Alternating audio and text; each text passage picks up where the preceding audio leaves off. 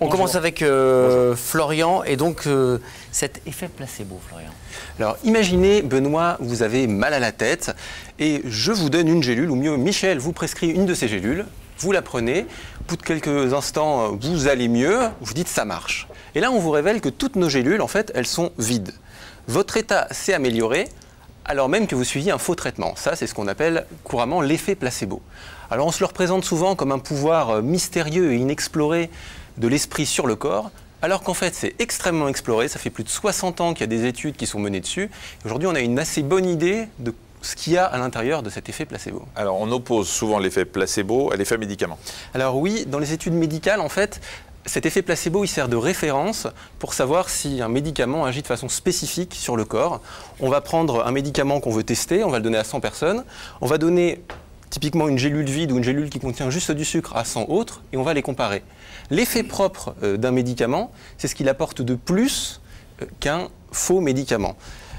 Alors ça c'est intéressant pour définir l'effet placebo, mais on peut aller plus loin en comparant non seulement un vrai traitement, un faux traitement, un traitement simulé à une gélule vide, et l'absence de traitement, le fait de renvoyer les gens chez eux et de ne pas les prendre en charge.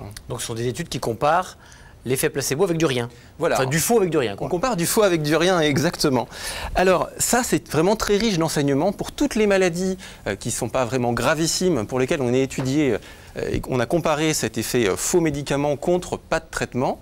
Eh bien, ça ressemble à ce qu'on va voir à l'écran, c'est-à-dire qu'il y a une amélioration des symptômes dans les deux cas. Il y a une amélioration des symptômes même s'il n'y a pas de prise en charge. Alors on comprenne bien, à gauche, c'est le médicament, alors, au centre, c'est le placebo. Et voilà, dans cette colonne, c'est le rien. Le rien.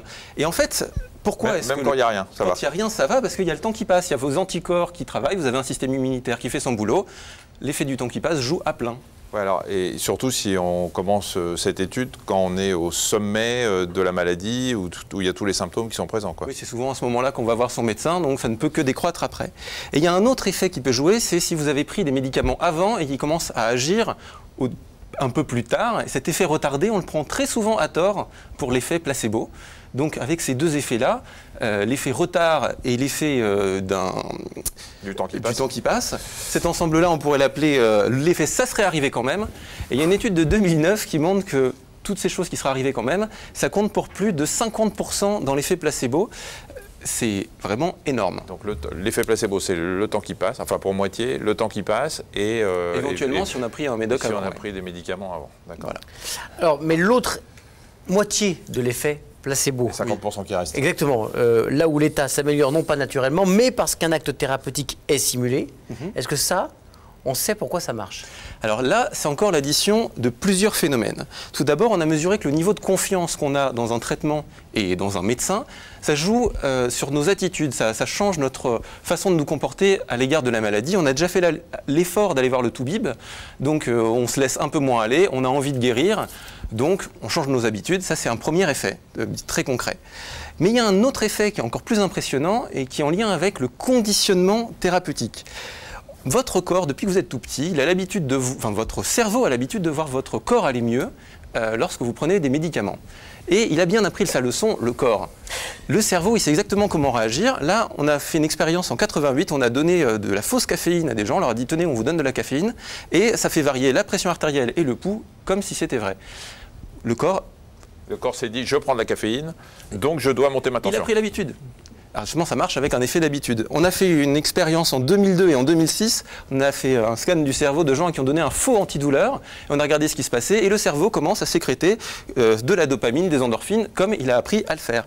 Alors cet effet de dressage, c'est un réflexe pavlovien, ça explique aussi pourquoi, lorsqu'on vous donne, il y a 15 études qui ont montré ça, un médicament de couleur rouge, ça va avoir tendance à avoir un effet stimulant, un médicament de couleur bleue, un effet relaxant. On a pris l'habitude de réagir comme ça en fonction des couleurs des médicaments. Donc ça veut dire que cette composante de l'effet placebo fonctionne d'autant mieux qu'on est habitué. Exactement. Et ça marche chez l'humain, mais pas que. On a tout un tas d'études vétérinaires qui montrent que cet effet de conditionnement, eh bien en fait, il joue à plein dans tout un tas d'espèces, en tout cas pour les animaux de laboratoire et l'animal domestique. On a vu ça chez le cheval, on a vu ça sur des souris, sur des vaches, sur des chiens. Et ça marche vraiment du tonnerre. On a aussi remarqué que c'était d'autant plus vrai que le maître est rassuré quand il a donné le traitement. L'animal et va se détendre. Sans que son maître est serein, donc ça va mieux fonctionner chez l'animal. Alors ça, c'est quelque chose qui nous renvoie à quelque chose de très humain, c'est l'angoisse d'être malade. Et on a vu qu'il y a quand même beaucoup de maladies qui sont dépendantes du stress, dont les symptômes vont dépendre du stress. On peut penser à des maladies de peau comme le psoriasis. On sait que les douleurs articulaires sont très dépendantes de notre état de stress. Tout un tas de maladies, même l'asthme. Et on voit en fait que tout comportement rassurant va vous apaiser. Donc si vous avez un médecin qui vous rassure en vous donnant un médicament qui croit actif, ça va vous détendre. Et cet effet de détente, c'est le dernier composant de l'effet placebo pour toutes les maladies qu'on a évoquées. Ça s'appelle la modulation du stress. Voilà. C'est ça. Ça marche chez les nourrissons aussi? On va voir ça en image. Peut-être. Ah, vous avez. Voilà, c'était une illustration. C'était la dernière partie du. Donc voilà, on récapitule. Hein. L'effet placebo, c'est un peu de temps qui passe. Le retard de l'ancien traitement. Le retard de l'ancien traitement, les changements d'attitude, le réflexe conditionné et la modulation du stress. Tout ça, c'est l'effet placebo. Voilà. D'accord. Et chez le nourrisson, ça se passe comment? Alors, est-ce que ça marche? C'est chez les tout petits. L'attention qu'on porte aux petits et le fait pour des parents d'être rassurés, ça a le même effet. Il le perçoit. L'enfant le perçoit, et ça on a pu le tester évidemment dans des études.